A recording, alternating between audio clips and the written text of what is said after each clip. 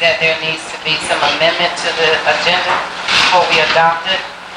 So it has to amend the agenda to include under new business, item number 8, financing for 7 vehicles for the sheriff office. I also would like to add to the agenda, I had talked to Mr. Darren Gay regarding this, under new businesses to discuss trucks going through Forest Road, as far as putting up signs that says no through traffic for trucks. So I would like to put that on the agenda and make that item number 9. You say Forest Road? Forest Road.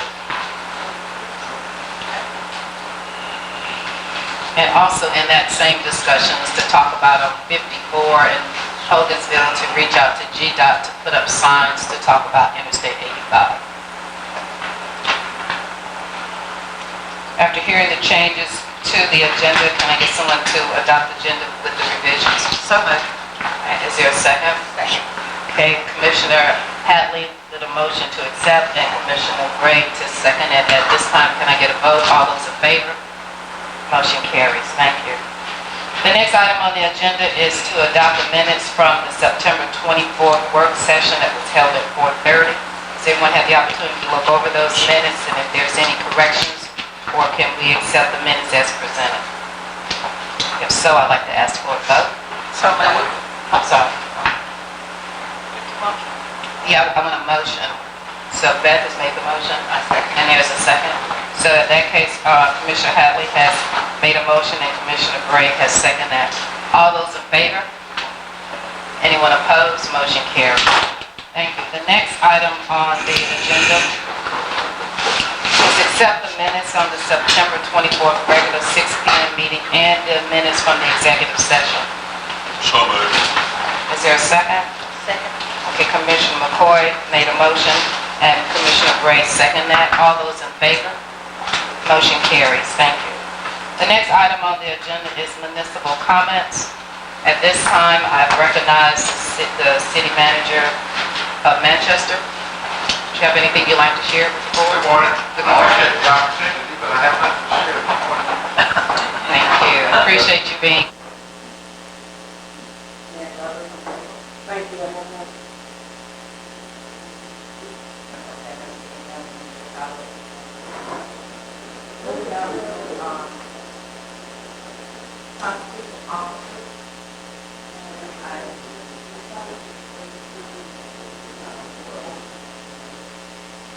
Constitutional officers, I don't see one this morning, so in that case, we'll move on to our department head.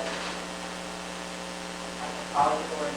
Go ahead, Skip. Nothing at this time. Thank you. Just want to let everybody know we done the top league fair last weekend. We had 20 adoptions out there. They all have been really good adoptions. Obviously, animals got some good homes. We had 10 more brand new puppies born about 5 o'clock this morning, and had somebody drop 6 kittens off the front door about 6:30 this morning. Besides that, everything's going good. Things are good going. I recognize. I would like to ask the animal shelter at this time. There's a seemingly a dog with a puppy feeding at the back door of the Texas Assessor's office that we kind of watch from our lunch and everything. And the dog is kind of good to take them. Thank you.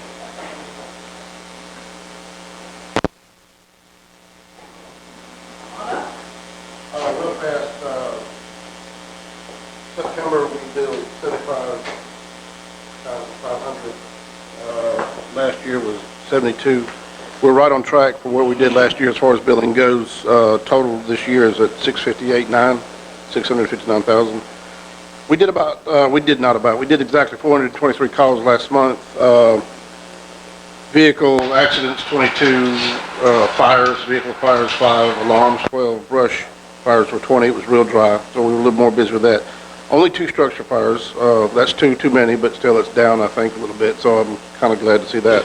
And a couple of walk-ins, and I just want to throw that in because, you know, the fact that we're actually out there in the field and we're there, people are walking in more, and we're doing that too. So I think that's pretty cool to mention because people are able to, if they need to, for whatever reason, if they're traveling or if they're just living close by, just come right there and get some help. I hate, though, that sometimes when we're not there, if we're on a call, because that's happened too, we'll get a call and somebody, you know, we'll get called to the station, think, what's going on? Something, you know, bad's at the station. People go there and we're not there, we have to respond back. So, but I think it's pretty cool that people are, I think, aware and they're using that to their advantage, that we're there and we can help. So that's all I have. Thank you.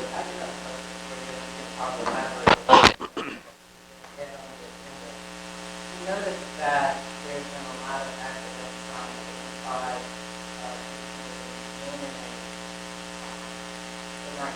Yes, ma'am. There's been a lot of roadblocks, not roadblocks, because of that, there's been a lot of response from the station.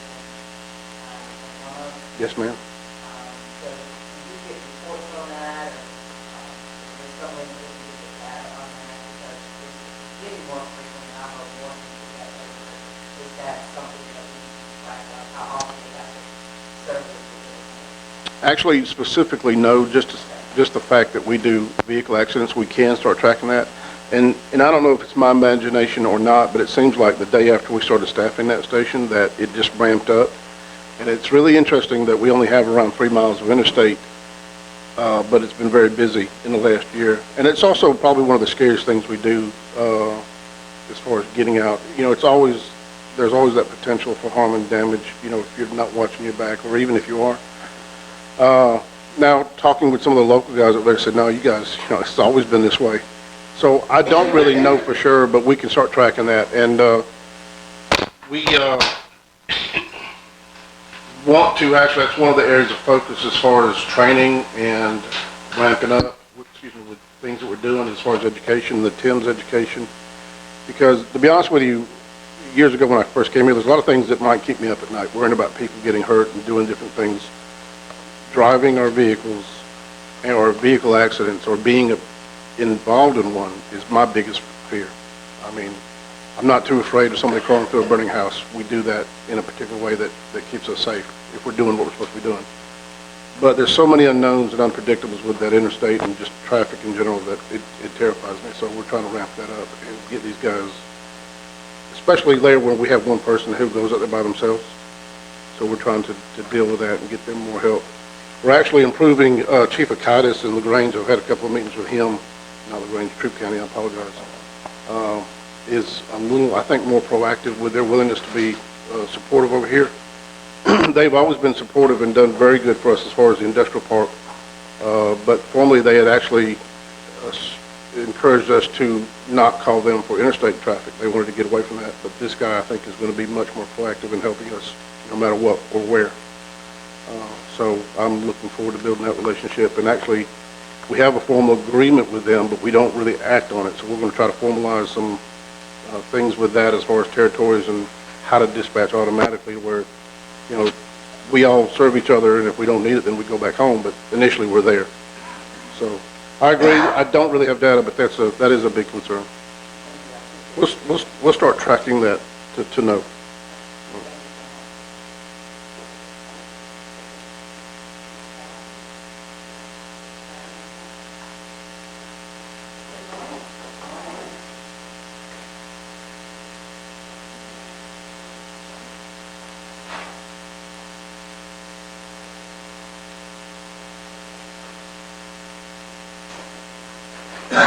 You know you're getting old when you have to take your glasses on and off to talk and read, don't you? Good morning to everyone. Thank you for the opportunity to speak with the commission. You have our September report. I'm not going to be sad because the numbers are down. I am excited because even though we did not have a very large month for September in valuations, we've got a lot of things that are coming up. We're getting phone calls from people who are wanting to come back and work on subdivisions that closed down because of the recession several years back. And they've been calling and talking to us. We also have some interest in some things on a local basis here. So I think it's just a time for us to get our thoughts together and prepare for what's coming, because we do see it in the future. But you do have a little over $500,000 in valuation for the month of September, and you do have all those reports there. We're showing things in districts 1, 2, and 3 on this report. And if anybody has any questions on those, of course, we'll certainly be happy to address that. I also want to let you know that we did have our first quarterly builders meeting back in September, on September the 16th. It was held at the Legion Hall, just behind the office here. We actually had 25 in attendance, which we thought was a very good number. We had about 41 that we had hoped to have there. So a little better than 50%, I always think that's a good turnout. It seemed to be a very positive meeting. We got some basic information about EPD, erosion and soil control, and discussed that with our builders on anything that they've got coming up. We also were fortunate enough to have as our host for that evening, or that morning, we had the Water and Sewer Authority that took care of the lunch for all those in attendance. And Mr. Larry Dunaway, he spoke on behalf of Water and Sewer Authority and let these people that are building and wanting to come to our county know what they have planned. Let them know that they are a point of contact to speak with whenever they've got a project they want to discuss and the possibility of having county or a municipal supplied water supply to it, and or the sewer information. So I was excited to have that, and I think that was a good start for us. I was very pleased, and I thank you, Ms. Mary Bray, for being there and representing. And we want to continue this. We got another one that we're going to have scheduled in December, and I'm not sure where that's going to be at this point. We've got a little time to work on it, but as you know, time flies. So we've got to get busy and figure out where that's going to be and get an agenda together. But I want to let y'all know that that seems to be a very positive move for us, and we're excited about going forth with that. Thank you. Yes, sir.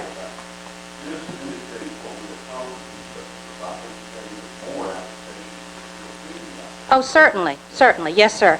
This is just the ones that were permitted, and of course, I don't give you everything. There's others that have come in for different types of permitting, but I try to give you some information on the valuation of what it's going to do on the entire valuation for the county's properties. Okay? Thank you.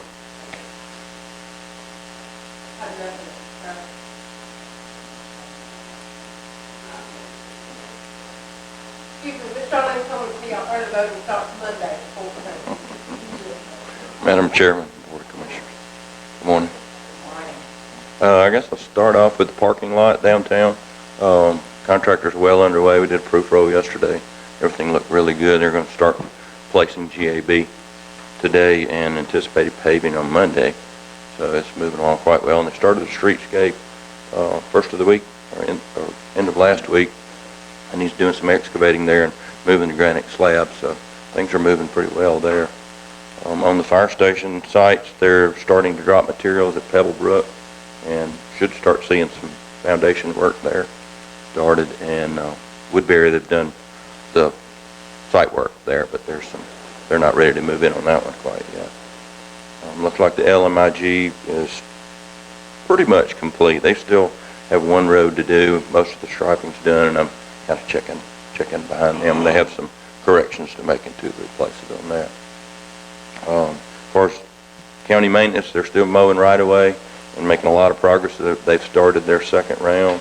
On the motor grader crews, as of this month, they've scraped 241 roads compared to 131 of last year's total.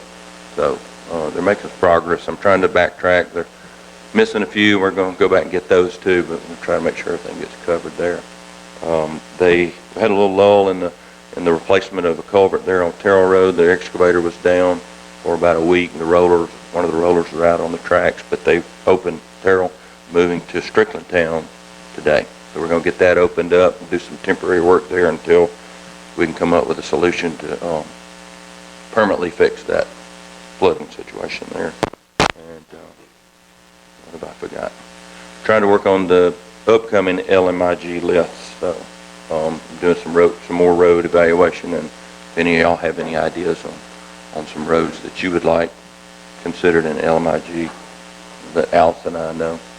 Yeah. Do we have the amount, or do we know about how many miles we use the internet total? 12, around 12 there. Yes, about 12 to That's the same as last year. We were considering, We were considering, see out here, we go to, And Owens. yeah, so we were looking at the possibility of 20 out there. We think what our project, that was, about $780,000. That is our project, so we're getting,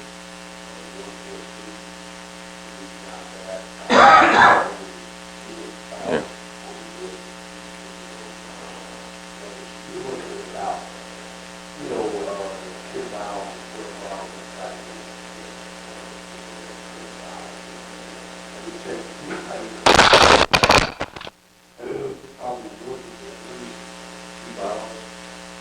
Yeah.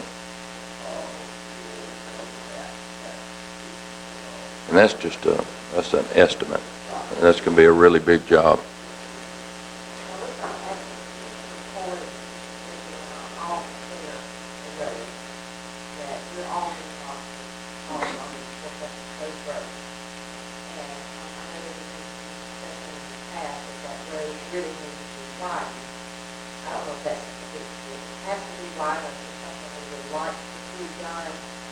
But I had approached both of them about the possibility of us combining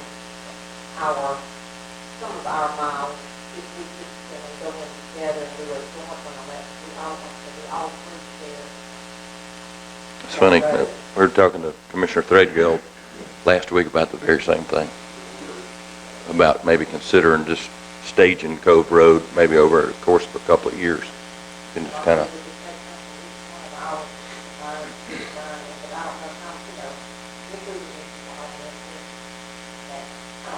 we can look at it and measure it and see, see what the standard width is. Yeah.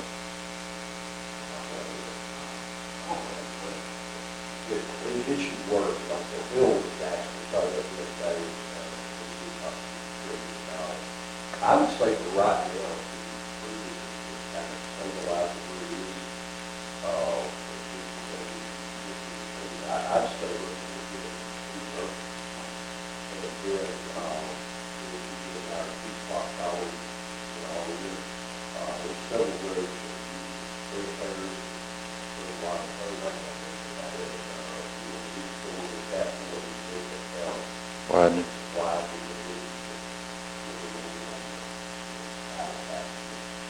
I think if you try to widen it right now, probably. You'd have to look at the shoulder widths and things. I was saying, it'll get it all.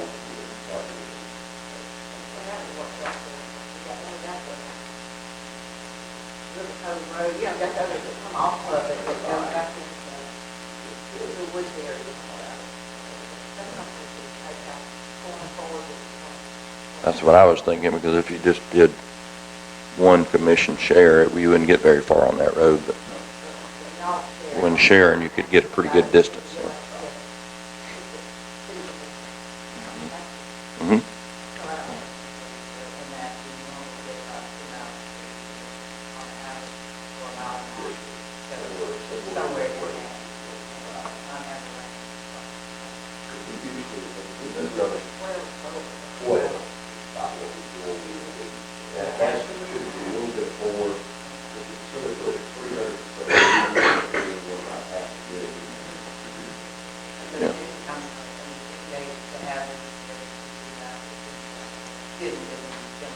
I think it's right, first of the year, December.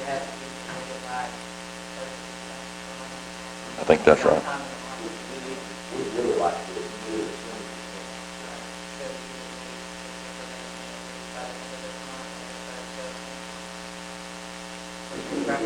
Yeah.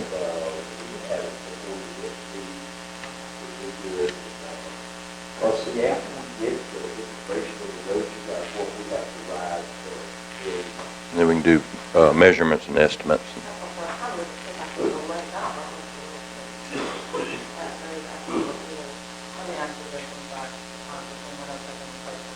We did map 21, did that help us indicate what roads we have, if we had to submit that, if we did information, submit that, we got, Yep. so if we already have that information, just put together, we make it much easier to identify what those roads are. I think basically that's going to correct the center line miles, so that could adjust your appropriation from the state. Either could go up or it could go down with that updated map, but they're still currently working on that.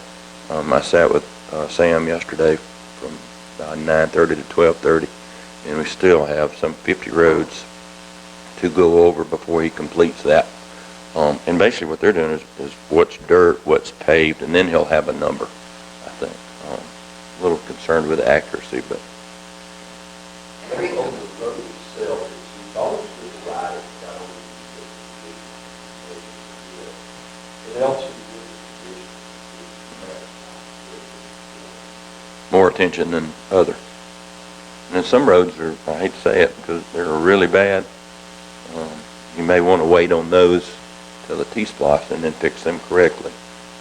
It has a lot of base failure. You may want to do some different type process there, but that's something we can look at. The only other thing we had going this month, past month and week, was the landfill. We went back and had to do some remedial work, repairs at the landfill. We've completed all of that now, so that's good.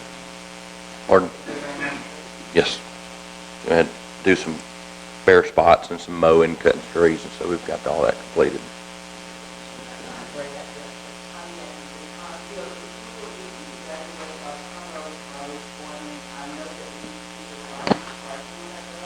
Mm-hmm. Yeah.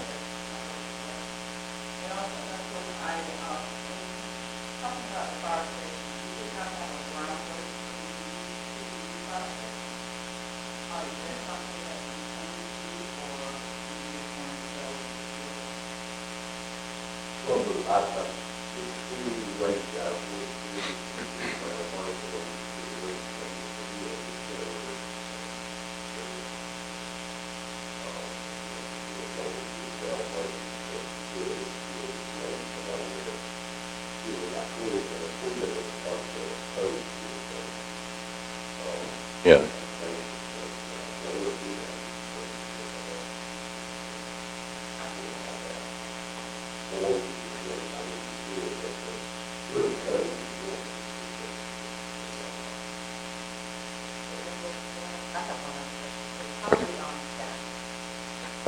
They've picked up 2 new young men, which is great. So I think we're down 5. Yes, down 5. And I think Mickey had one that had basically had to retire because of health. So that makes the 5th one there, but still looking.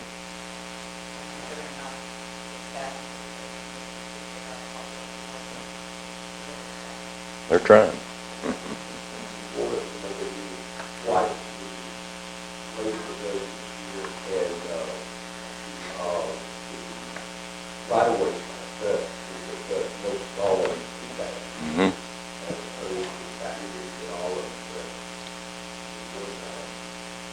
They've come north of the cove, came through the cove last week. That was the 2nd time. And then they'll move here just south of Luthersville and come back around. And that's where they started this spring. So that'll be the 2nd time. They'll probably get all the way around 2 times. So that's.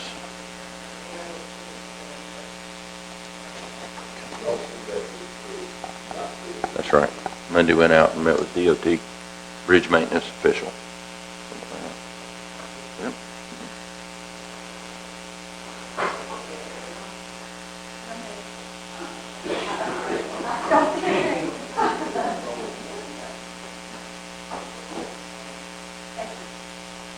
Appreciate giving me a few minutes. Have 2 things, really. First, my real job.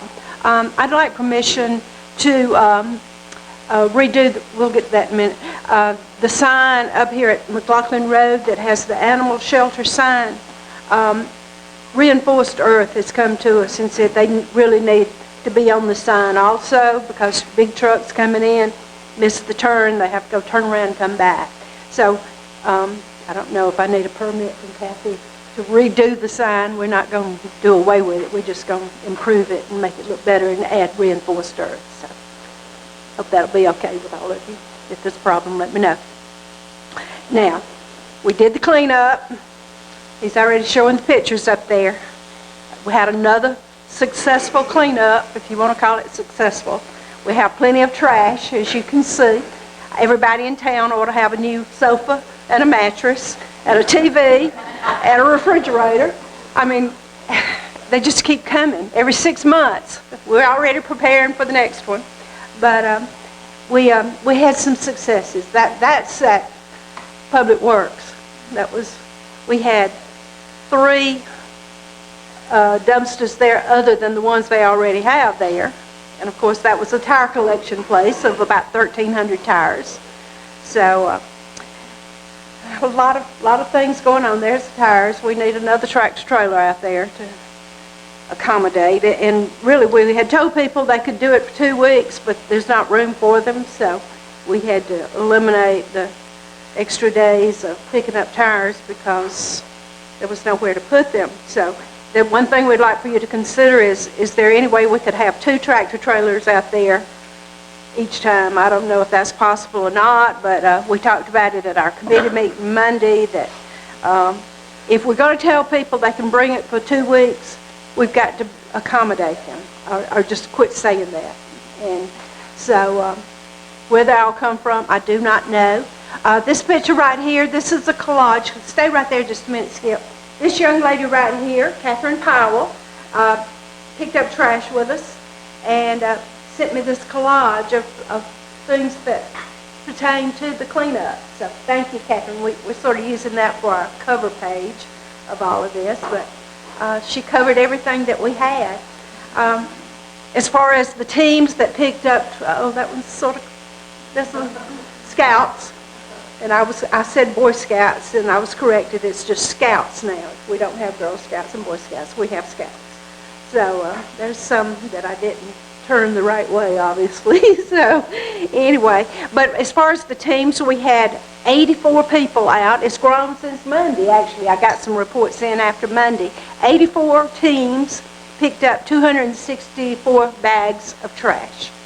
That's just going out on the side of the road and picking up. Some of the numbers I just want to point out.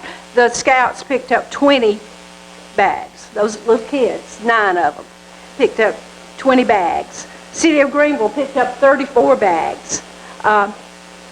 The City of Luthersville, their little team, they're always busy working, 29 bags. And on and on. The firefighters, we had the firefighters working. They had about 17 of their firefighters working, and they picked up 30 bags. The sheriff's office had the community service workers out there. 6 community service workers picked up 60 bags. Now that was not in one day. They've been doing it prior to the fair that we had this weekend too. So, but people are conscious of it. You can see our new sign here. Please consider before you litter. Commissioner Hadley showed me an article in the paper just today. And you tell them about what it says. I think this person will consider before they litter again. One fine $675 for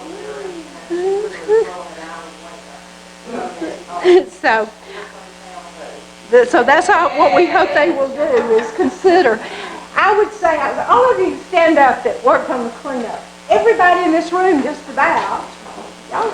Let me show you how many of our people here were picking up trash. And I appreciate it so much.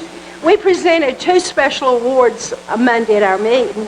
We had two volunteers that we don't usually, they're always bringing the containers. 2 of our container companies went above and beyond what they had to do. We asked them to bring the containers. Crawford Graydon provided 5 containers to the City of Luthersville. And not only did he provide 5, 2 of the staff of Crawford Grade stayed there all day and worked, packing it down, keeping it cleaned up, and we presented them with an award. The other one was Doug Matthews at Dependable Waste. He has always brought us containers. He brings them to Manchester, Warm Springs, Woodbury. Well, he stayed and kept the trash pack down, took some off and brought them back, and even went to Duran and packed theirs down. Duran usually has 2 containers, somehow or another. CNC brought 1. So we only had 1 container at Duran. And so Doug took it upon himself to get that trash pushed down, and so we appreciate that. You may have all heard St. Mark's did not want us to put a container in their community at all. So there was not one there. I did have a volunteer step up and say we can use their property. Next time, if St. Mark's doesn't want it on their property, we can use their property. So that's another volunteer stepping up to help us. So overall, we had a great time. Pick it up if you want to call it a great time. You keep thinking that one day nobody will have any trash left, but the next week after it was over, there was trash out there. So it's a continuous issue that we deal with. So just want to thank all of you that work and all of them that's not here. We appreciate it. Appreciate you, Catherine, for going the extra step and showing us your pictures. Thank you. Oh, no, I forgot my main thing for being up here. We presented awards, as I said. We presented awards on Monday, and one was not here. Commissioner Hadley picked up 30 bags. 3 people, 2 adults and 1 child. And I thought 30 bags. She was ready for a vacation after she did that, but we wanted to present the Hadley family with a certificate. And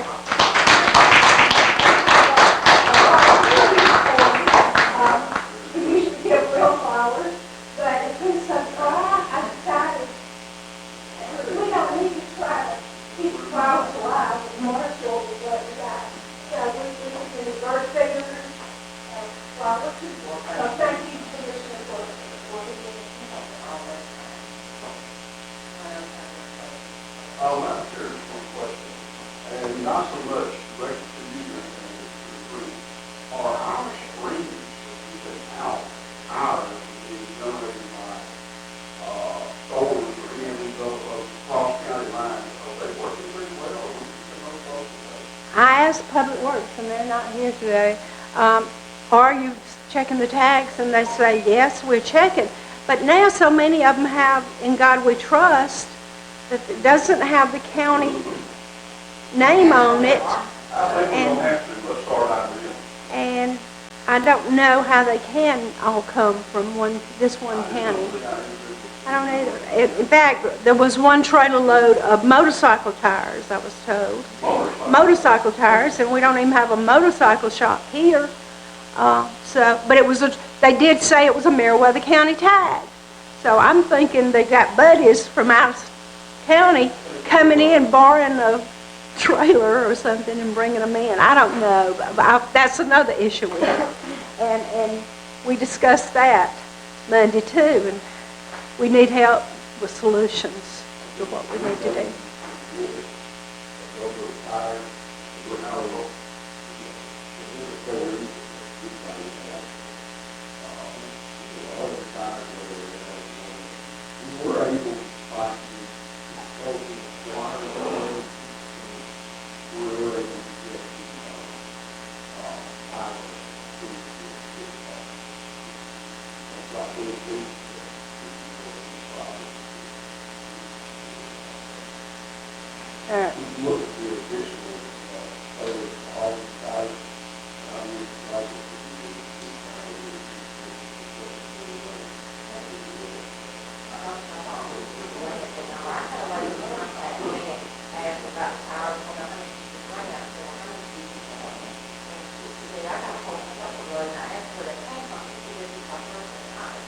I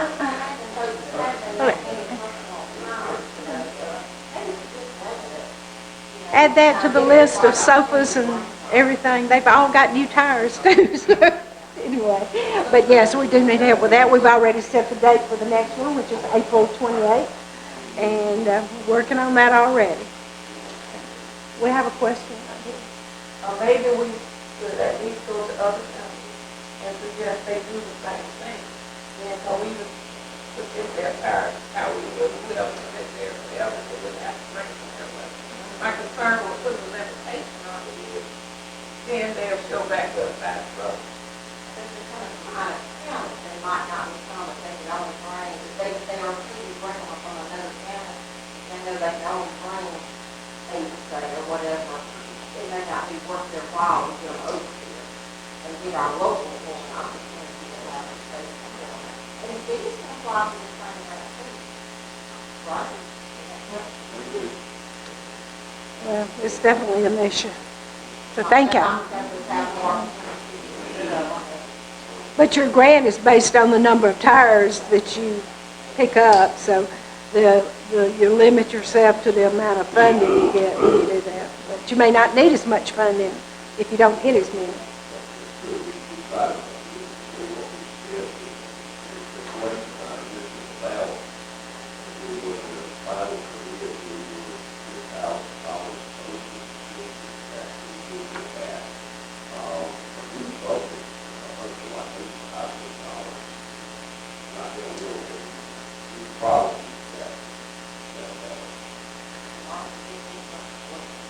If they need pictures, we can document what's coming in, so, anyway, thank you.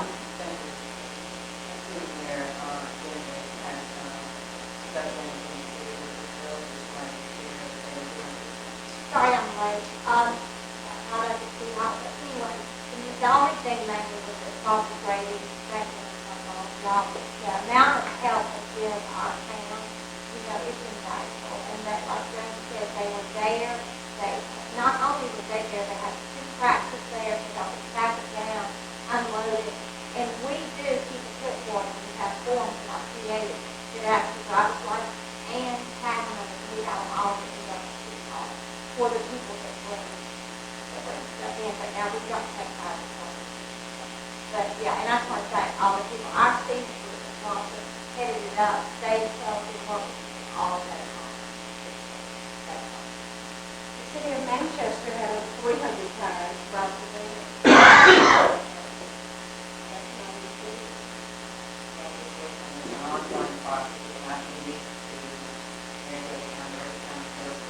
Because of the size of our county, it does allow us to do some of these.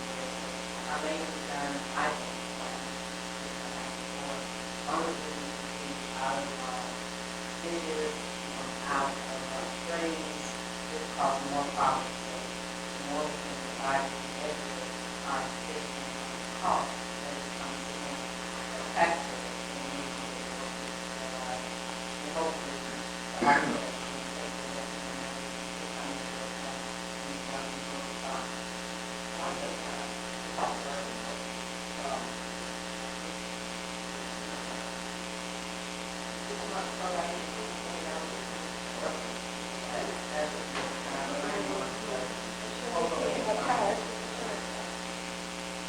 thank everyone for their comments and the groups that have been going on in the departments as well as everyone in the city. That have been listening on or working on. The next item is public hearing. There is no need for a public hearing today. Our next agenda item is unfinished business. There is no business, there is no exception.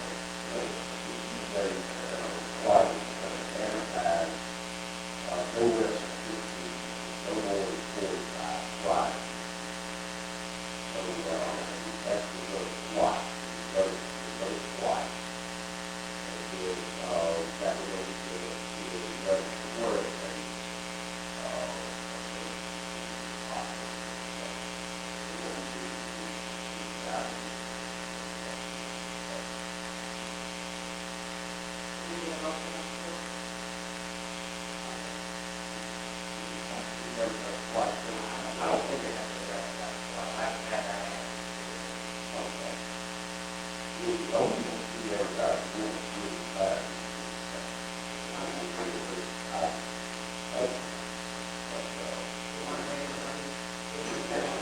I don't know.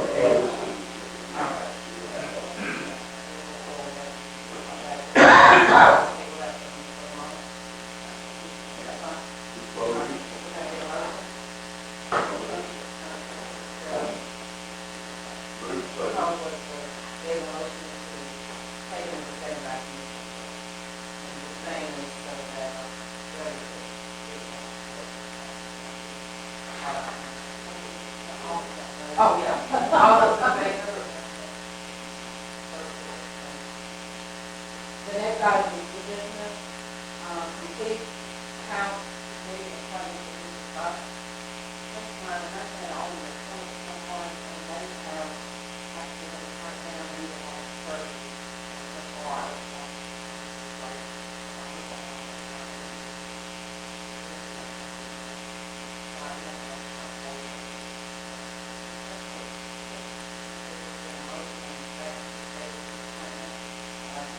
all those in favor? The next item on the meeting is the appointment to the District Board of District 3, term expired, October 31st, This man, this was not real. Uncompleted, or not, one day we have to take care of that. I have to continue on this business, do it, not to get into that. Therefore, sorry.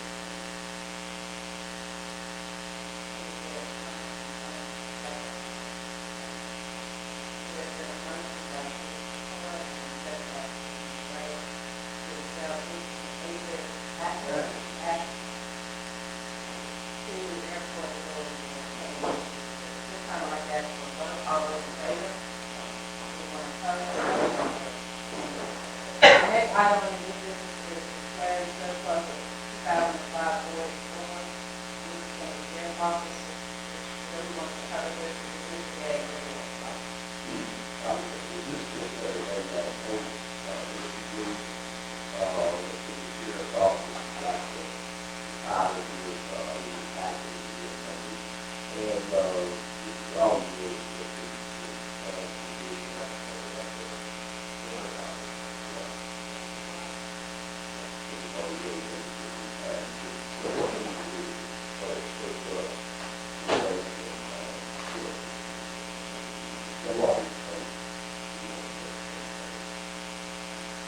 I get a motion that the surplus of 2005. Madam Chair, I'd like to make that motion, y'all do that, my fault.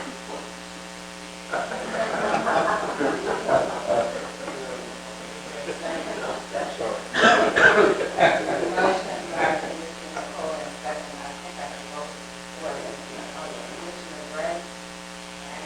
At this time, I'd like to ask for a vote. All those in favor? Anyone opposed? Motion carries. Thank you. Now we have to come in and pull it out.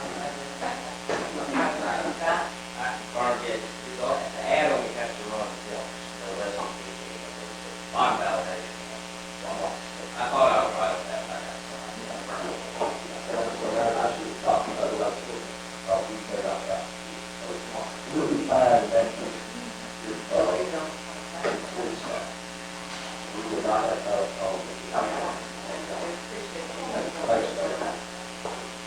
The next item is item number 4, formal discussion of duplicated land in the American County Road System.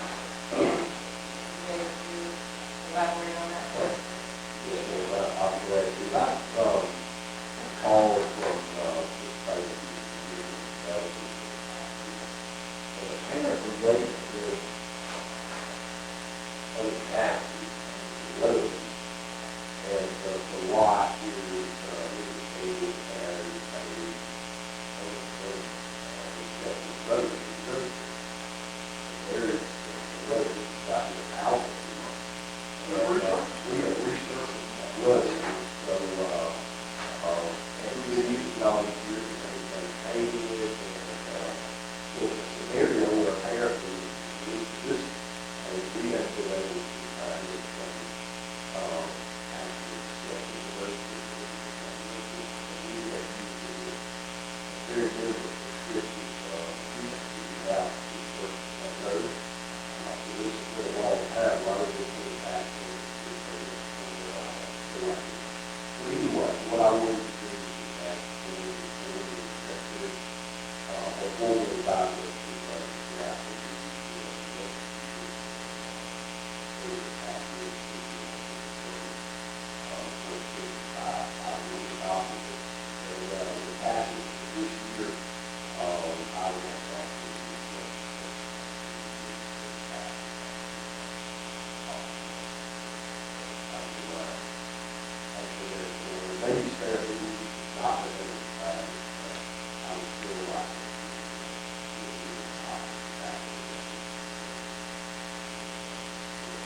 not have to prove that we can always do that.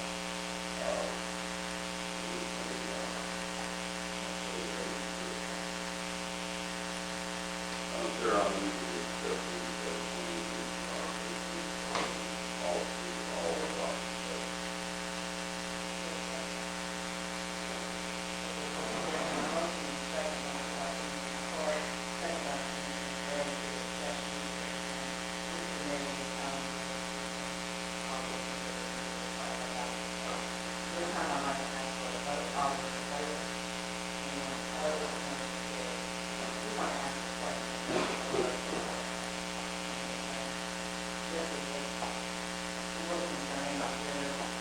Probably not the only way. And I just wanted to know, in a position to upgrade and get you guys up and running. So this help us clarify and ensure that we have this type of thing. So it will make a difference. It would make a difference, even things that the schools want to go with, two different things that well. I was talking from also Kathy is working on the future. What I would prefer to say is one of the working with the future board, but that's three boards will have a specific criteria on it. It'll be like three questions that are so going forward, hopefully, I know we research about 3 years in, but I guess one of my main concerns is, and I'll share this for everyone, and we're going to have is training for business. There's so many new candidates that you guys now asking for regarding the business program and regarding the data that we have. And so to make sure that we don't miss out on any funding and the money because we don't have, okay, access to everything. I don't want to miss out. So once again, whatever we need to do to make sure that we're not overlooking any funding to the state or federal, that we have access to information that we need. It's just something that look at as a subject. there's studies that there, I don't know how long, but probably 50 years. I don't know what the, again, maybe we make it, maybe try to keep people in the record.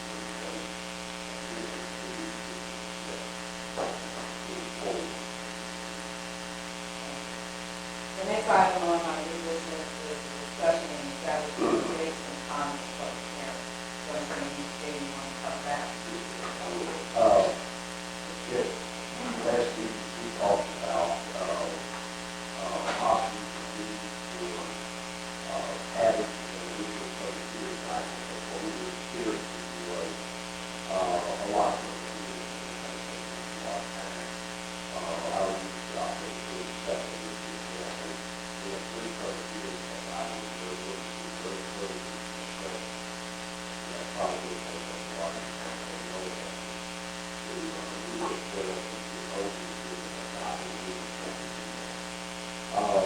But we did discuss these and talk about the issue and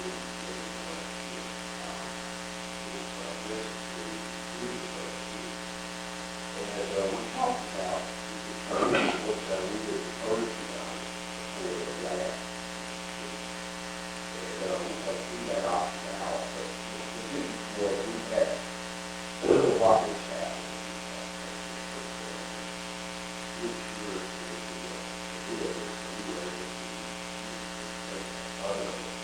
I don't think we're good today with that. I was watching that. So we want to have that to be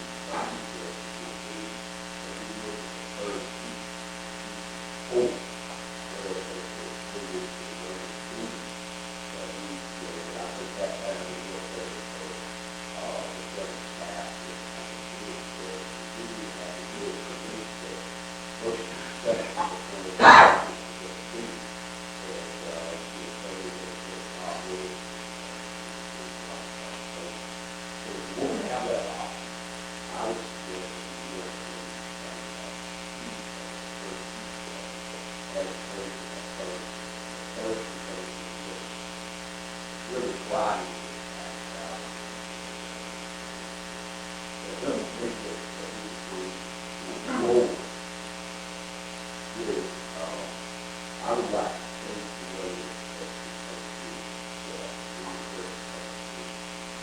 this board, with all the information, you guys have the and that way, you'll have information, know what's up to you. You generally set it for the next one. And I just think that looks a lot better.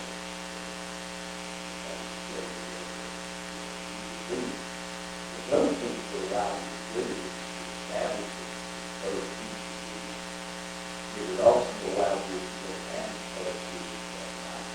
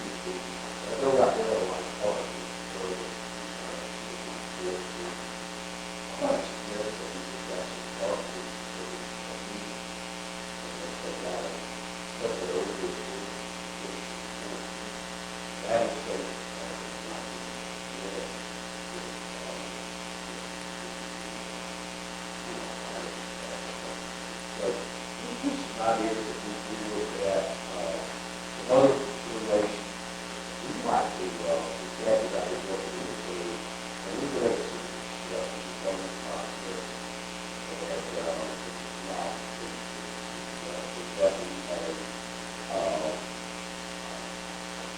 legislative last year, everybody, the species is really, really all that.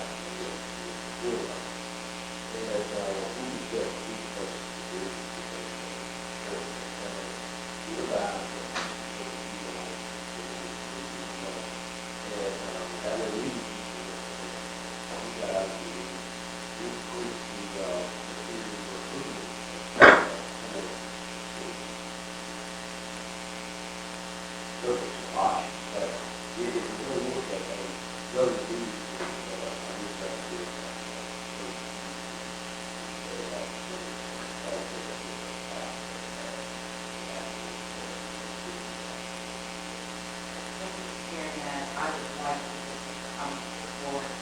This is a lot of information.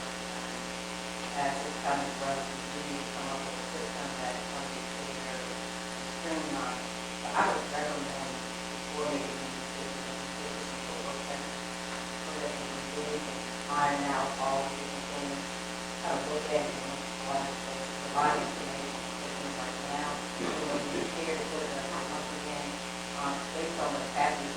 There's a lot of growth, a lot of potential things coming. We want to make sure that we're streamlining and doing it in a way that shows that the county is well within the more open discussion, more robust discussion.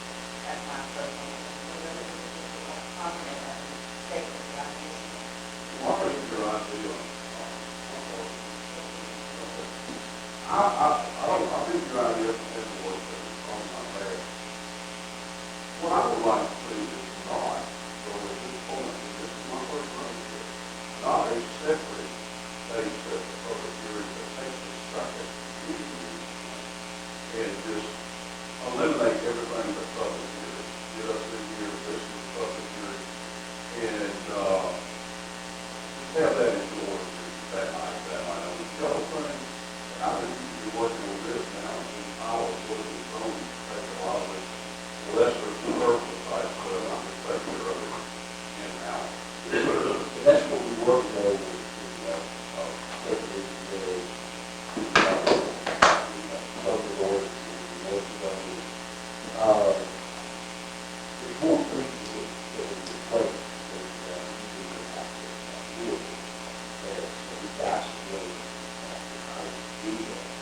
I mean, what we need to be sure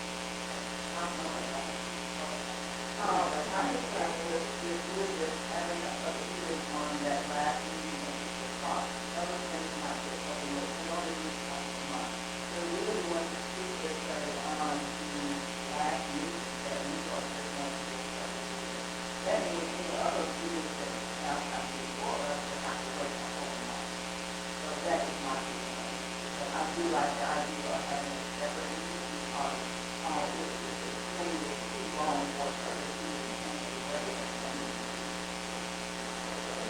That could be a compromise where if you choose on the right, I'd rather not have a have to be on hand to have one. But if you just put a team on that meeting, something like that, they kind of not keep these on the presentation to us if you don't have a public hearing. Like I said, we don't want to do messed up with the time though, so we got to, whatever we're working on now, we've got to be setting the date, so if we can have that work session and talk about it, it's not sitting on our, agenda, all comfortable, but we certainly don't have to do it. Training. But it's so black, I would say,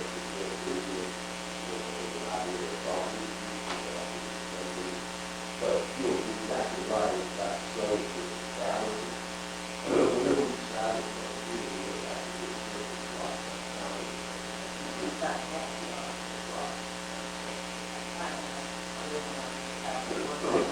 all be on one floor and make sure that we back to my microphone. Don't get to have one.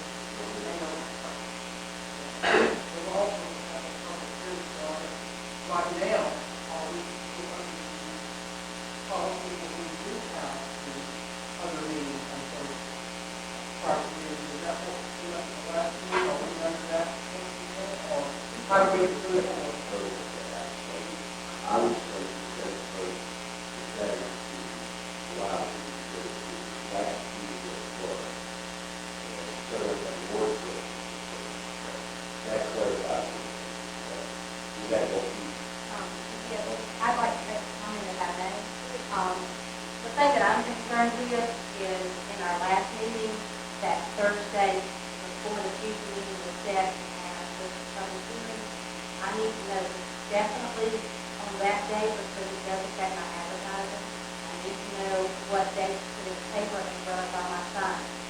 So I understand we're going to have a work session, but I do have an immediate need that I would like to have addressed, if I may, for coming, like, keep that Thursday meeting or back up the one for November to that Tuesday, Friday, because I do need to get that out by correct?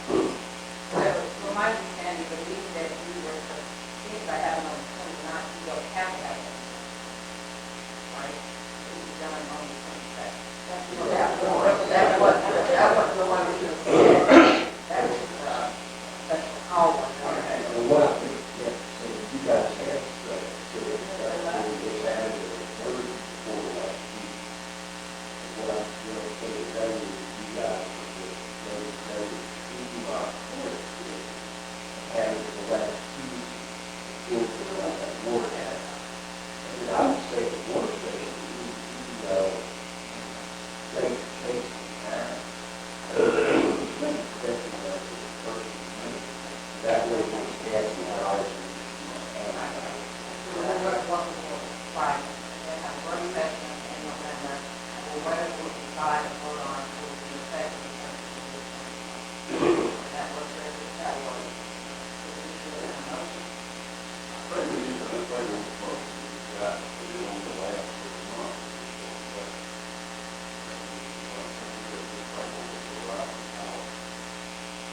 Yeah, it's got to be,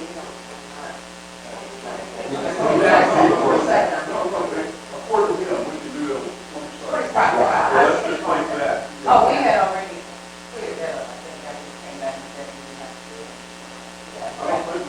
Yeah, we did the same, so we just bring it back. And in reality, we don't need to do that.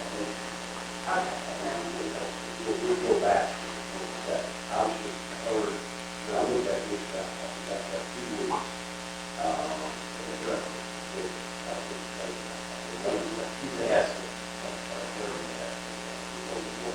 We're okay.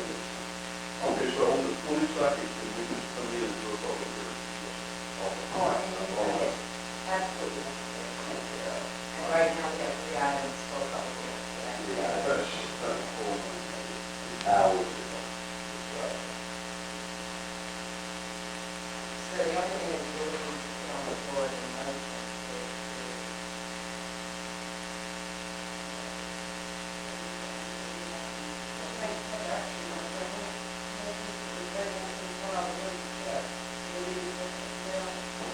They don't need to set special call meeting in there, is it?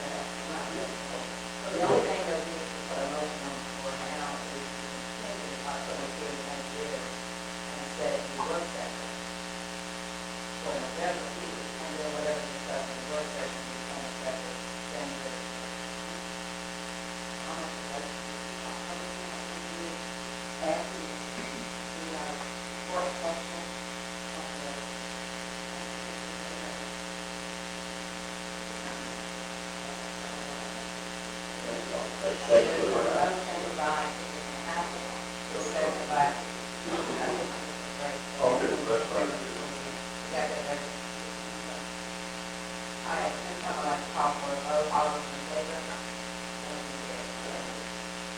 Next item is the 2020 remaining project, we kind of discussed this a little bit, but, Aaron, would you like to go a little bit more into this? Yes, but it is, that is, it's kind of designed to be full of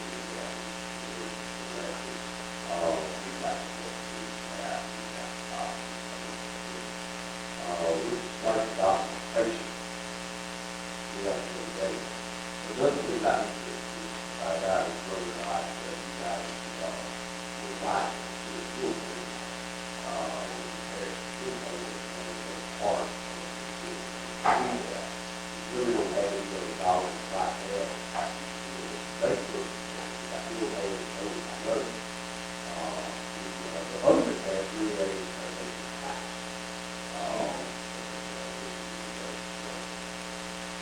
that would be what I think it's really good. It is a pretty good fourth quarter. We get this documented.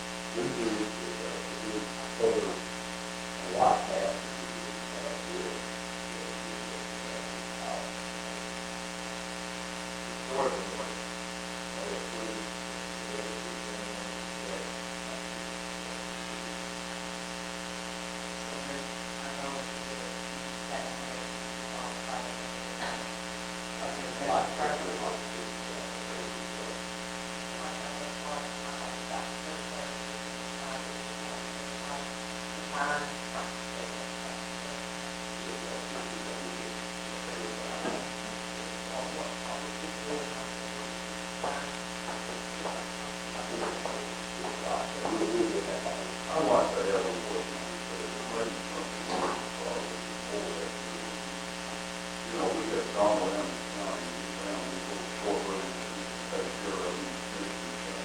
And it may be, we're at the point where each one of us, like, roads where, Commissioner Hines and I said, if we could do 4 miles, 2, okay, we're probably not do this.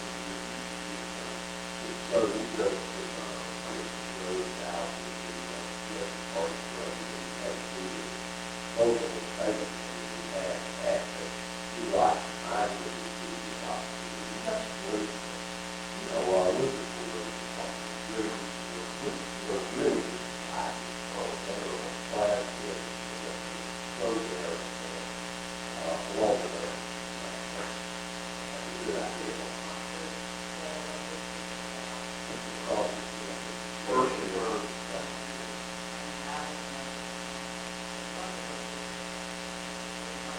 It doesn't cost us time, actually, one side of the road, it's not like you go north and south. Stop, let's say the code, maybe on up to, one side, it didn't get down to.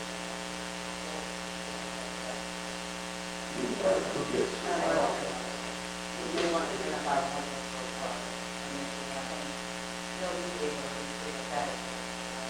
Because on that spreadsheet that you have, look the road, look the dirt road, look the paved road, you also can see what district road, every road belongs to, on the spreadsheet, you know the road. Yes, I'm working on that. It may not be 100% complete. I'm also doing evaluation rating on that road that tells me what needs to be done to that road, so. And so with that type of information, you'll have a better idea of which roads that have the best potential to do that combined. You may get into the point where you're going to have to combine them to get some of these longer roads. In the other counties, they do it based on an evaluation system, and it's a little bit different than here. The commission don't select a road anymore. It's done based on the evaluation of the current pavement condition and then the amount of money you have to put in it.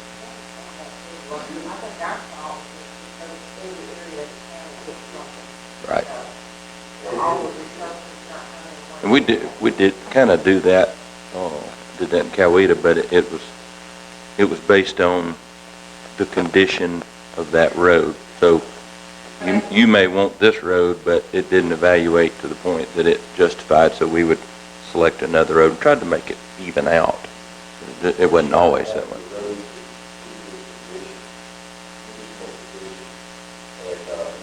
My wife really had a focus on the road and not really. Once you've got base failure, you need to start over. So you want to get on those roads that are in the middle condition, save them so that they don't become the worst roads and you've got twice as many miles to totally reconstruct. So you try to slow it down.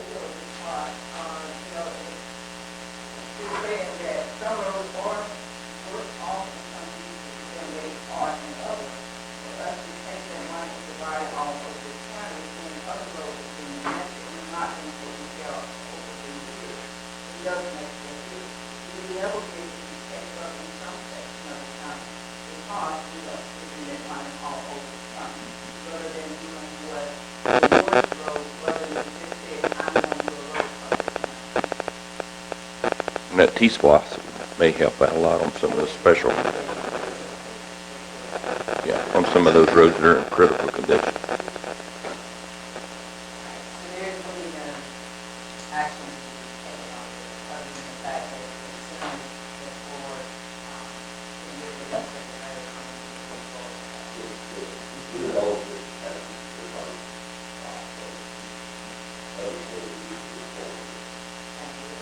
The next item is item number 7, Northern Transportation and Transportation.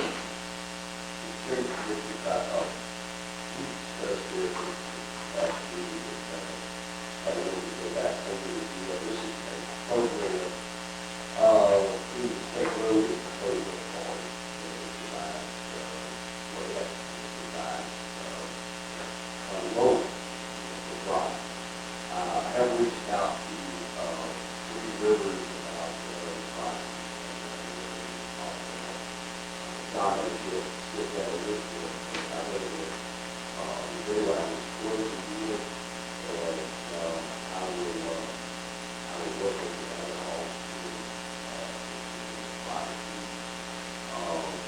we don't have any, right now, we don't have two dollars to do it.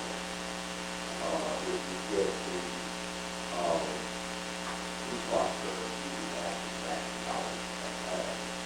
But, this will fail as the, place for the structure to you have to buy it, the 2 days, you have to,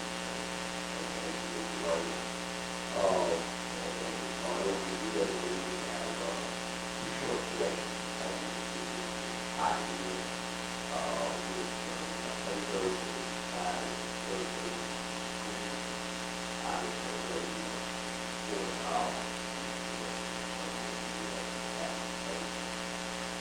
but, with the previous year, we got, bills that we did, so that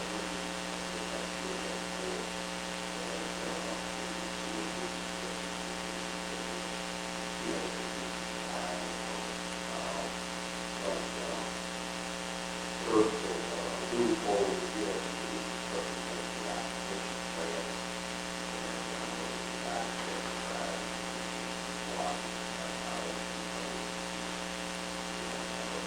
all of the dollars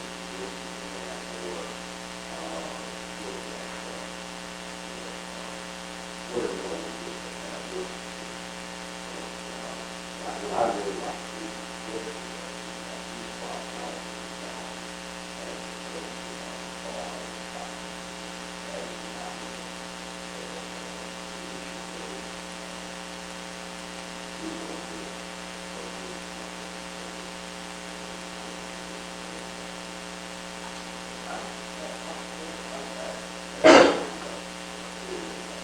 I just want to share, once again, this is information that you're providing for us. I thought of this particular road and bridge, or a couple of bridges, and there's another item that I still have. One of the things that we have noticed on that particular road, that is where our local park is. Lots of traffic that's going through there, and because of that bridge, slowing down and coming to service. And a lot of people are using it as a lot of traffic volume. Because there's been, unfortunately, a lot of accidents on the bottom between landfill and overflow access, when they detour, for some reason, they're detouring them to come off to the public building floor, and they will either come down County Line Road, or they're coming down Forest Road.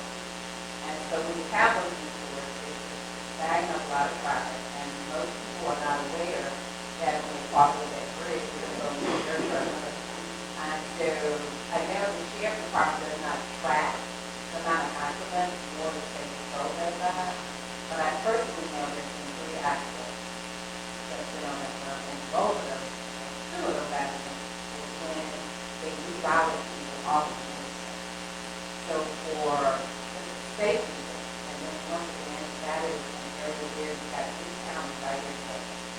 So from there, whether it's true to California, less than a mile and a half. So just leaving that bridge wide and need some lighting in that area because it's so dark. And then part of that grant indicates that if it's something that you can pass your economic growth, because there's an industrial park there, you can use the criteria. If we're not able to do it this time around, I would like us to just get a bridge for this program. I think the amount of money is very good. You know, I don't know when it will cycle back around, but the only thing else that I've learned is that when I was in Athens, they were talking about, the governor was talking about 80% cuts in the budget. And one of the items that they want to make sure is that the bridge replacement program is funded. There's a possibility it won't be funded. So I want to make sure that we are aware of the different opportunities so that we won't miss out on any opportunity. So that's, whatever the desire of the board, but. The grant application process comes around again in mid-August. Of next year? Okay. Next I think I'll try for it this year though, for sure. I mean, that is very, very much a project I think that needs to be done. And it does have the economic development It does. component of it. So I will, with them, we'll get that completed. I'm gonna have to kind of concentrate on that the next couple of days or so to get it completed, but I will, and we'll get the turn. I think Kurt from Three Rivers have a lot of background. I don't know if he worked for this department Right. prior to Three Rivers. I think he did. He did work for Greta. Yeah, He worked for Greta. That's right, Okay. that's right. So this is a major. He's very familiar with it. He said he would work with us and, so in that case. So what are we needing now, just to give you an approval to move Just forward? move forward with the grant. I'll work on that and have that submitted prior to the deadline. I'll make Get a a motion. motion. All right.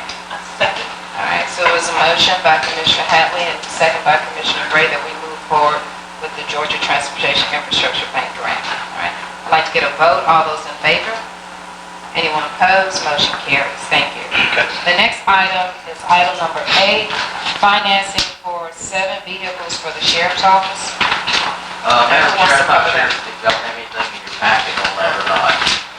I didn't see anything. Maybe I've overlooked it. I just looked at everything, just not in there, I apologize for that. So I'll give you verbally, we went out for bid on the new trucks for the sheriff's office.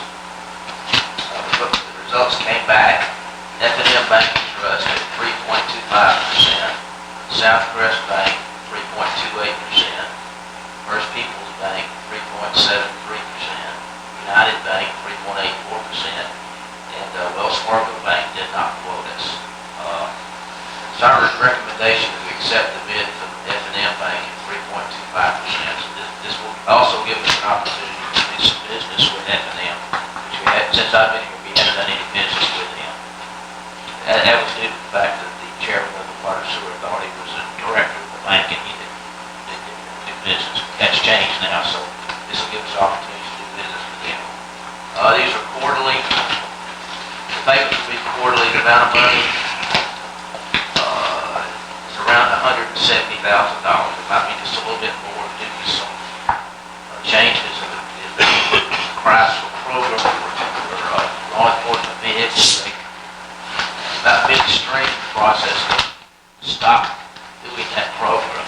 So we had Colonel Hadley, Chief Hadley, did the negotiation with the dealer and still got the pricing that we needed. I think I showed there that the list price on those trucks was $42,000. And Chief Hadley was able to get them for around $25,000 apiece, which is Incredible good. pretty good. See, again, it's our recommendation that we accept the bid from F&M Bank at 3.25%. So we just need to get a motion on it. Can I get a Madam motion? Chair, I move we accept the bid from F&M Bank on the trucks. Is there a second? Second. Okay, there's been a motion by Commissioner McCoy and second by Commissioner Gray that we accept the offer for new trucks for the Sheriff Department from F&M Bank. At this time, I'd like to ask for a vote. All those in favor? Anyone opposed? Motion carries. Thank you. Those 7 trucks, as well as the first 4 that we ordered, the last day we got to do the delivery was around November 1st. We were excited about that. All right, thank you. Thank you. All right, item number 9 is something that I added on.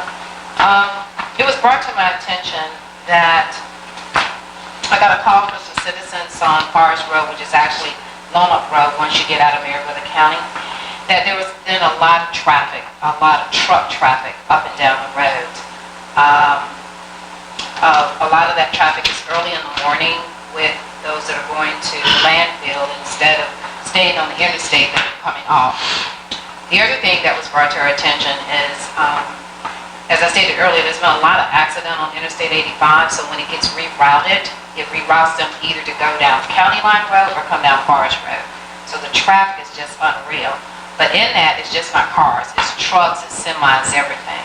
And Forest Road is just not capable to hold that kind of traffic, say like a state road. So the city of Granville has passed, I don't know if it's an ordinance, but they passed where they put up signage that says no through trucks. But they asked me to bring it to our board because it only kind of stopped there, right there when you get into the city limits. and then the rest of Forest Road is actually Meriwether County. So to kind of hinder some of this traffic, especially these heavy trucks, we'd like to put a proposal that we also put up that same signage so that these trucks won't just be coming up and down the road. But the other thing I'd like to bring to the board's attention, as they are rerouting, I don't know if it's GPS or whatever, is that when they come off of 54 from Hogansville and coming through Lone Oak, maybe we can get GDOT to put a sign up right there when you get to Lone Oak that says 85 North. So they'll stay on the main highway 54 and then get to Lucasville, turn on Roosevelt Highway, and then go to 85 versus cutting through County Line Road and cutting through Hartsville. And maybe they began to do really bad after them, and they had traffic backed up like how, and I think it was backed up on 54 and on, and it was backed up on Forest Road. So, to get that kind of traffic, it can really put a lot of havoc on the road. And that's why I was asking you earlier, what is the response time, or is mostly on the response time on the interstate? Because, unfortunately, as the growth time and it's very long, and people, there's so much traffic on the interstate, from all the way to this time.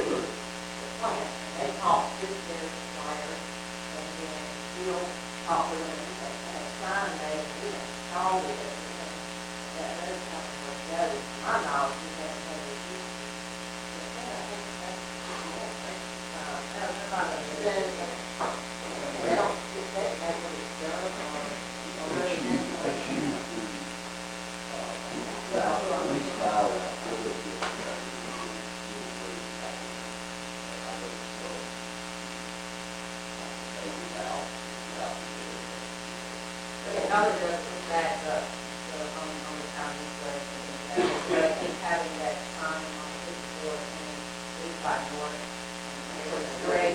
That's what they're hoping for, and a lot of times right there, country store on 54, it's weekend time because so many of them are coming. So when you're looking back at the traffic, it's just hard as hard. They're just kind of following each other for a while until they get there. On that particular day, when we got on 29 and back on 85, they had locked that on. So once again, this is nice to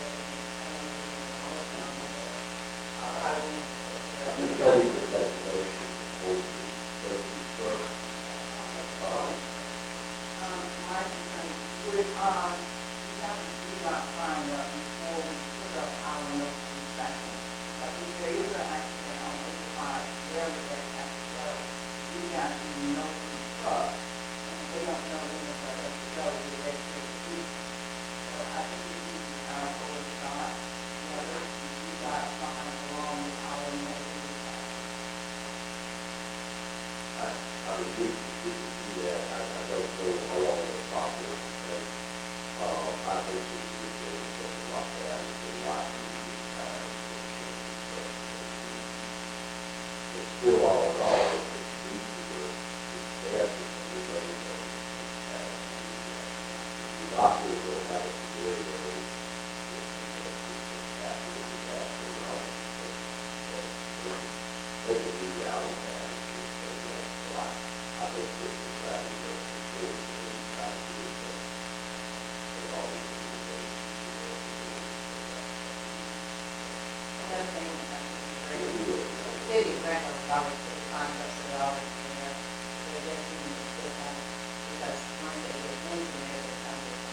I think for that purpose, it's more for those who are going to landfill, early in the morning, so between 6:30 and probably between 6 and 6:30, you see a lot of that, and they're just avoiding, I'm assuming, those who need to do waste, or instead of staying on to 5 and then come out there and go extra.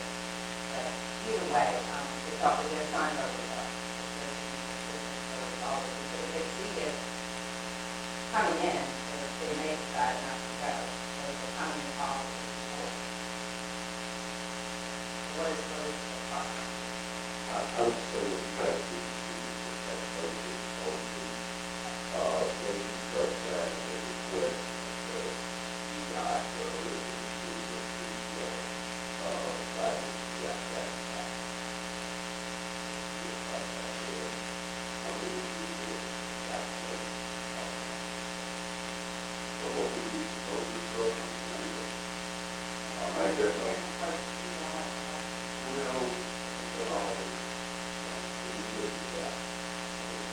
But I do agree with your question.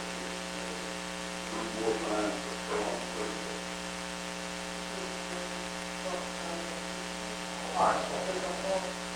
I'll put off on you. That was my motion, January.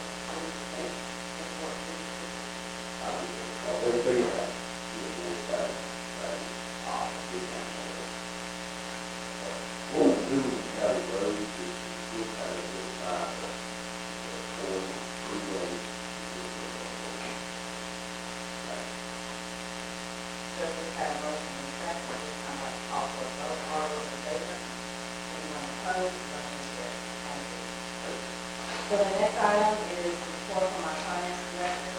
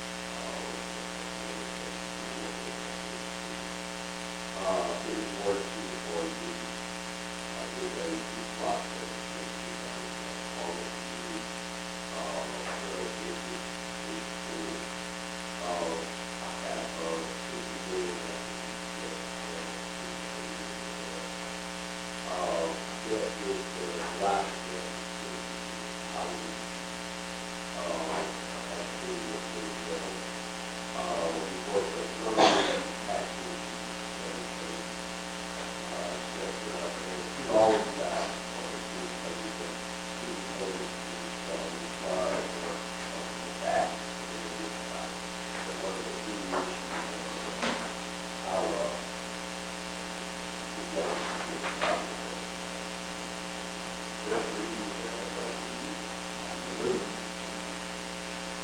here's what I can put for, the part-time. Not the right to get a report on the company.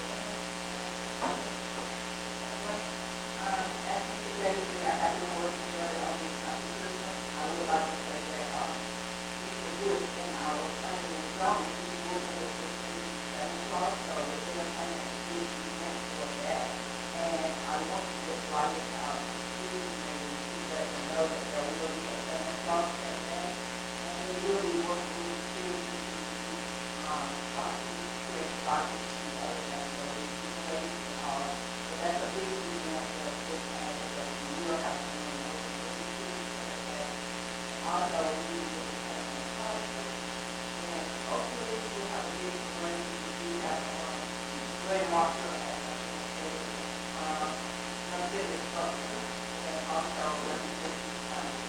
Also, the right of I think you will also. So we are planning for a big, exciting day for the county, so I hope everyone will see all of this and come out. Let's just celebrate your way.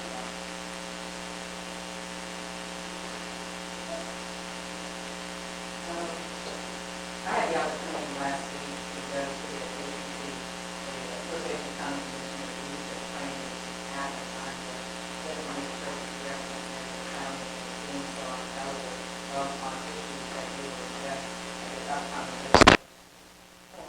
January, I'd like to give each one of the commissioners a booklet that will cover some of the things that they have in there. I've given something to Theron and to Beverly so they can be aware of it. But on page 7, it lists the top items that they wanted us to vote on. And so I'm going to just share this briefly because I want the citizens to be aware of this as well. This is what your legislator will be being presented to them. Item number 1 is requiring online platform to collect sales tax. Currently, if you buy anything off of Amazon or eBay, and if it's their products, then sales tax are sent to you. If someone uses their platform to sell products on, then you don't get the sales tax. So the state of Georgia is asking to put a marketplace where regardless of who's selling on Amazon or eBay, all sales taxes will come to the state and to the county. They indicated right now that there is almost like a 75% of people are buying online. And that's a lot of revenue that counties and states are not receiving. So once again, I can't remember the actual amount, but it was in the billions of dollars. So you have to have legislation in place to pursue to get those sales dollars. One of the things that was brought up that I thought was pretty interesting, and I have a Grantville address, so I have a 3022 zip, but I'm in Meriwether County. But when I go online, if I order something, it's going to show that Grantville address, which 9 times out of 10 means those sales dollars, if they're tracked, will actually go to Coweta. So those are some of the discussions, but they're going to, when we voted on out of these 9, this was the top one. This was the number 1 thing that was voted on as far as where they would like ACCG to focus their time. The next item was state funding for bridge improvement and replacement. Right now, the funding that's been allocated for this is slated to maybe not be funded or fully funded as it was before. So this is the reason why this one was brought up. If it is funded, then they're going to ask GDOT to continue the funding, don't decrease it. Like so many counties, bridges are just in such need of repair, and the counties do not want to see that funding reduced. So once again, this was a top priority, so that came as number 2.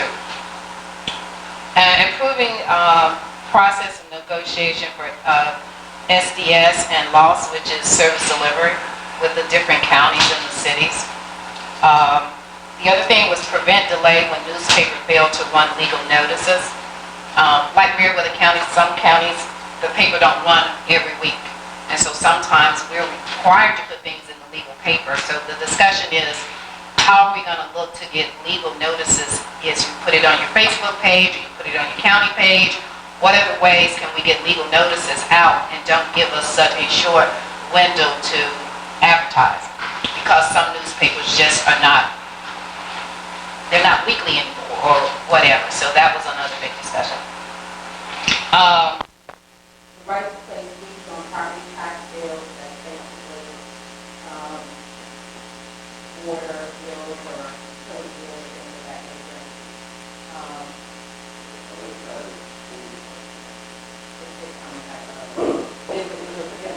They're taking it away and some people will brought it back up. Interest fund on,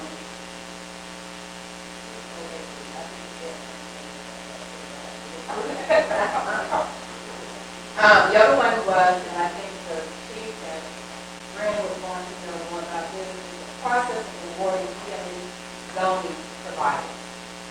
This was a hot topic, so y'all going to have more information on that.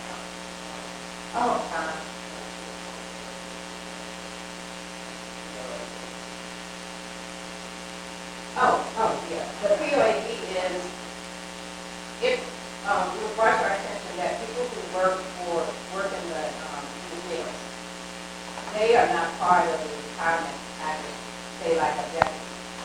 And so they're proposing that once you become a jailor, you also can be part of that process.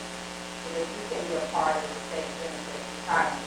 You will be a good tool for recruiting and keeping there.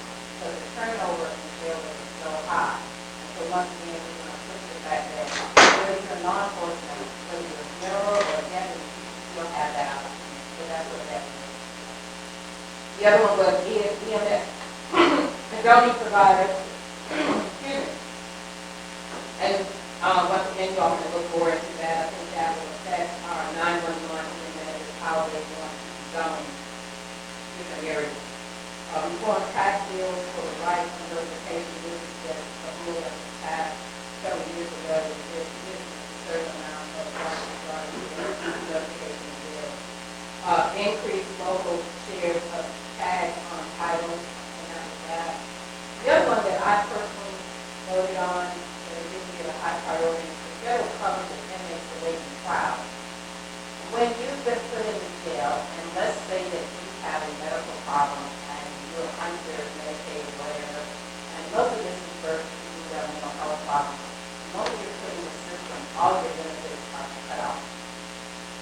Whether you get convicted or not. Which means those medical expenses, let's say the person is schizophrenic, then the county takes on that responsibility of paying that.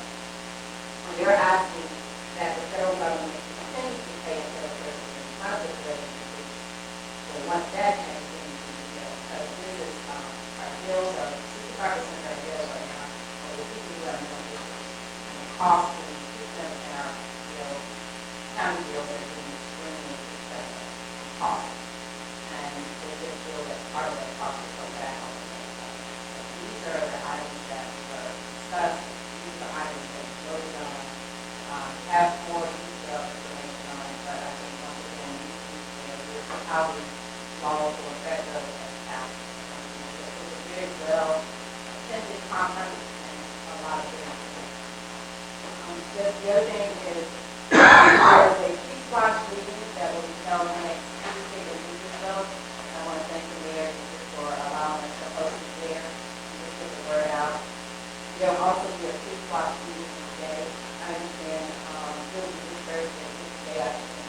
Well, there's one in Woodbury and they asked us to come today and then come to hospital. That was a good job this year, but I'm good. Well, you should, I don't have, we don't have to work. I don't expect to do it. It's old fashioned.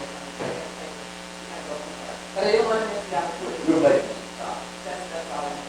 And the last thing is, and probably the coordinator will allow you a little bit more. We had a meeting this past Friday, community research meeting, and we had the minister for the Department of Labor and share some really good information in reference to the job market and what's really going on in the state. I'll be glad to. No problem at all. All right, so that's all that I have.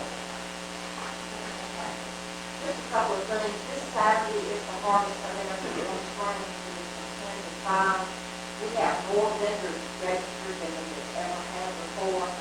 There's a lot of live music that has been scheduled through the day, and actually will go on till 7 or 8 o'clock at night. And there'll be some things going on the show. So we hope you'll come out and support the worship there. It has been it's been a tough year. And I know there's a lot of factors that contribute to that. We feel like some of it has been detours and like this is a big empty town, the traffic numbers are way down. So we appreciate it. All the schools, they want to stay there and operate, but they actually have to do that. I really appreciate reporting on the radio, doing some joint stuff on the road. Hopefully we'll get some information on that and find out if that's something that we can do. Just one comment about the teaching where the beautiful people are out that Saturday. We saw more people this time out working and picking up than we've ever seen before. And other groups or whatever. I just really appreciate those that have taken time to get out and help pick up. Unfortunately, it doesn't stop us right back out there. And some of them, just very question about the graduation hall. I would really like to have that at each of the stations to just put it out there to the public that what's happening. That we're moving along with that. It doesn't have to be any kind of elaborate thing. It's just something that helps get the word out that they there's something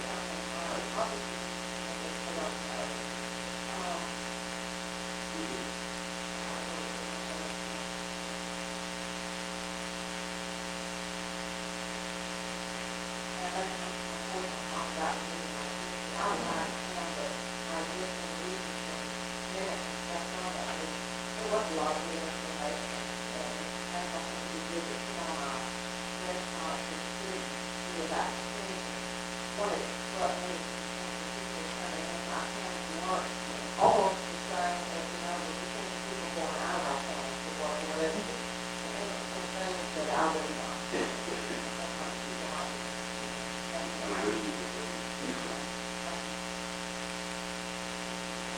Okay, I'm going to try that first statement. That's one thing I want to emphasize. Last night, I wanted to get this out. In our late Meriwether meeting, we took up in September $2,800. I think that is fantastic with what we've done, what's coming in now. We can continue making improvements and continue to fill the coffers in Meriwether County. I think we've accomplished something with that. And again, Peach Wash, this coming Thursday in Blueberry, y'all know where everybody needs to Blueberry. And I believe that's 6 p.m. Okay, I wanted to get that done, and I certainly wanted to say kudos for everybody that worked at the site station there and made that possible. It is, I don't think you could have had a larger crowd there and it been handled within the confines of the space that we had. It was just almost unbelievable. Yes. Along with that, I want to thank the school system for loaning us a bus to the shuttle down to the covered bridge and back. A brand spanking new bus. And I want to thank CJ, our driver, again for Public Works. CJ tells them the story on the way down there, the bridge is back. And I think somewhere we probably moved over 100 people down to the bridge and back, but there were probably another 150 that made it on their own. We were trying to come back and not get on the dirt road, but that wasn't possible. So we had to walk the road. Just suffice it to say, there was a lot of money being payments in their shoulders this last weekend. And Ellen, you have done a great job. They were doing that job over there, and all the other people that played the part. And it's keeping Meriwether County on the map. Are they not the largest arts and crafts fair in the county? It is. Okay. One thing I wanted to mention to you is last Sunday, a week ago, went over to Woodbury and hosted a broadband meeting. Let me bring y'all up on that if I can. And I'd like to say kudos to Mayor Legislature for what they have done. We talk about broadband a lot, but they have made it a reality in Woodbury. There was a cable, optic fiber cable, close enough to whatever state this thing is developed. And on the water tank nearest to us and the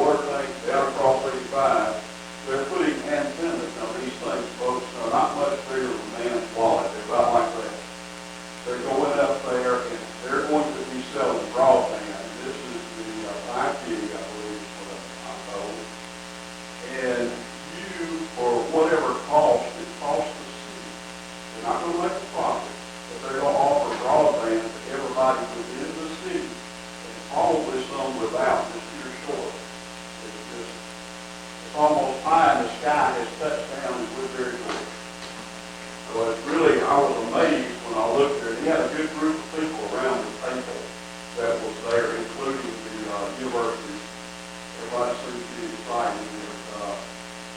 And we're talking very minimal cost. We're talking maybe $30-$35 for everybody. I mean, that's great that they're able to do that. And my understanding is that there's even one of these junctions that comes through Lono, so they may be able to do something there. That came out in the meeting, so I wanted to get that across to you. Something I want you to focus on is not this Saturday, but the 19th. Down at the airport, we're going to have a flight.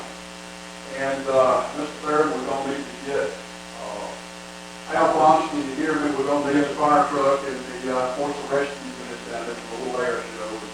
We'll need to coordinate with the sheriff's department for the road closure, that sort of thing.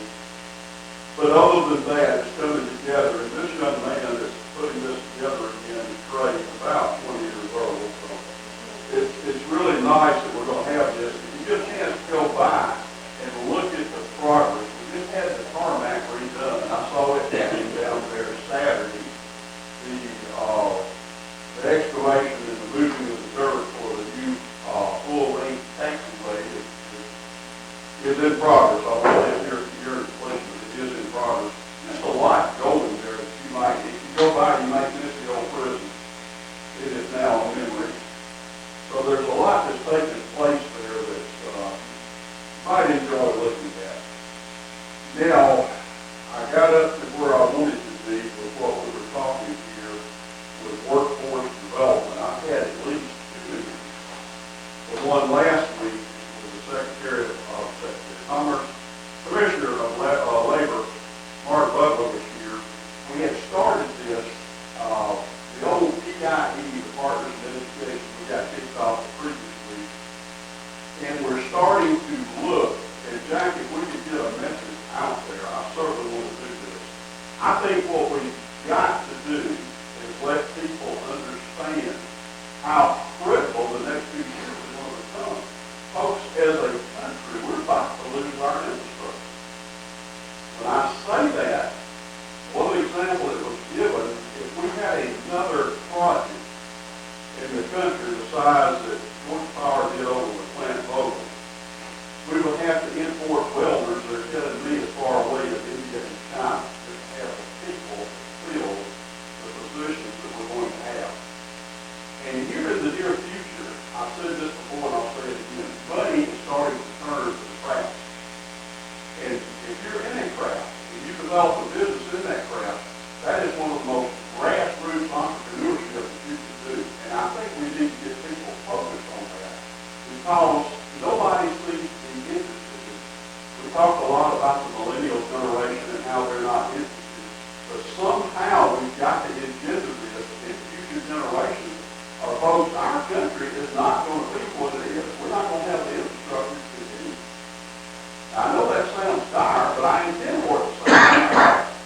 It is just amazing when you look out there and see what's happening. So keep that in mind. We have got to get the people out here.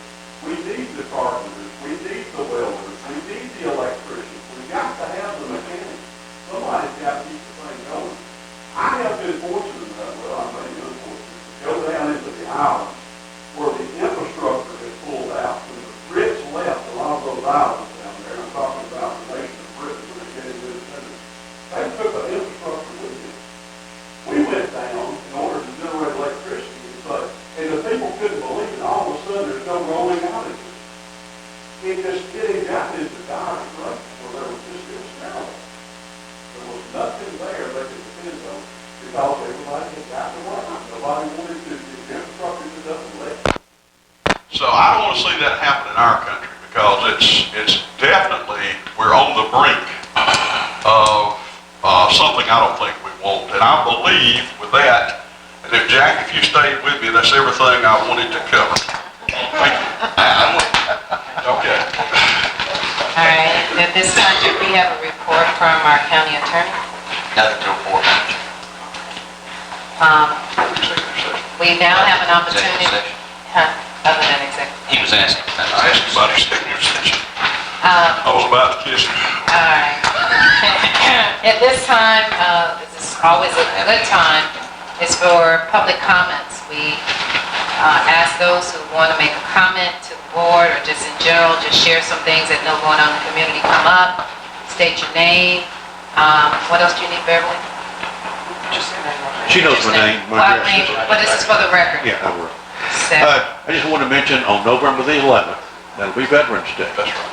We're going to have our regular service that we have at the Greenville United Methodist Church. This year, though, we've got a very, very special speaker. And that's going to be Dr. Monique Siegfried. And Dr. Siegfried, she is one of the United States Commissioners for the World War I Centennial Commission. And she's also a part-time resident of our county. That's right. And I was able to introduce her to Miss Ellen over at Cotton Picking Fair Sunday morning. I don't think anything I've ever done impressed Miss Ellen. Other than that. You're invited to that. Thank you. That's all I've got. Where's it gonna be again? It'll be 11 o'clock. You know, it's always the 11th hour, the 11th day, the 11th month at the United Methodist Church right on the square. And, you know, if the county employees were to be given a little longer lunch hour so they could attend, that would be very nice. Is there? What? That's all I got. You come in. they don't have anything to say. Come on up, Mayor. Come on up. I forgot to mention this for the municipal comments. Please come out tomorrow night to enjoy the movie Around the Square. And the second thing was, she doesn't have an actual opening date, but we should soon have the Corner Cafe open within the next week. Wisconsin. What's the name of The Willow Eatery. The Right. Willow Eatery. Eatery, yeah. I forgot to mention that, I apologize. And hopefully it'll be kind of similar to Chad. Thank you. Anyone else? My name is Jean Parks. I'm from Leroy Robinson Road, and I want to make a comment that was said at the last meeting about it was unfair to the taxpayers not to not to resurface the road. And I'm a taxpayer. And on Leroy Robinson Road, there are 7 or 8 people that's taxpayers. And I was seeing on this where he was saying that this Beaver Chase Lane was not even on the Meriwether County road system, but my road is, but you have resurfaced it, and I just wanted to know that why my tax is not being used to do my road if you tax resurfacing road that is not on in the system in the first place. The road we brought forward today, the Beaver Chase Lane, was part of the development in Meriwether County. The developer paid for the road paving initially. It had been considered as part of the county road system. We had resurfaced it once, and the reason I brought it back today is that we just needed the paperwork to be sure we completed that. It's been maintained, it's been, managed by the county, used by the residents of the county, and the developer was the one that paved the road initially. As I said earlier, the issue with dirt road, paved road, if you take your LMIG dollars, like Bill Cawthorn was talking earlier, it costs about $110,000, $120,000 to resurface a road.